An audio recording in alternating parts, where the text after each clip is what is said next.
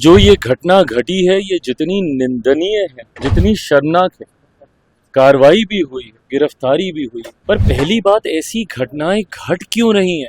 मुझे इस बात का दुख होता है कि मैं एक ऐसी सरकार का यहाँ पे समर्थन कर। बिहार में आपराधिक घटनाओं की एक श्रृंखला सी बन गई है और प्रशासन पूरी तरीके से नतमस्तक दिख रहा है अपराधियों के सामने। अपराध पूरी तरीके से बेलगाम हो चुका है। बिहार और बिहारियों की जिंदगी से होता हुआ खिलवाड़ बिहार को बहुत बुरे अंजाम तक पहुंचा। देखिए, एक के बाद एक जिस तरीके से बिहार में आपराधिक घटनाओं की एक श्रृंखला सी बन गई है और प्रशासन पूरी तरीके से नतमस्तक दिख रहा है अपराधियों के सामने।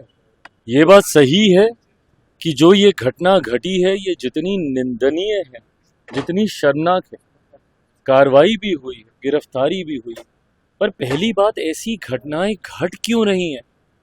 बिहार में जिस तरीके से हत्या, अपहरण, लूटमार, डकैती, बलात्कार एक के बाद ऐसी श्रृंखला बन गई है और अब तो ऐसा लग रहा है जैसे प्रशासन पूरी तरीके से नाकामयाब है इन घटनाओं को रोकने के लिए। और अगर ऐसे ही चलता रहा तो ये आने वाले दिनों में एक बहुत भयावह परिस्थिति उत्पन्न कर देगा हमारे प्रदेश के लिए। उत्पन्न हो चुकी है। जिन परिवारों ने अपनों को खोया उनका हालात पूछिए, जिन बच्चियों के साथ इस तरीके से दुष्कर्म हो रहा है उनके हालात पूछिए।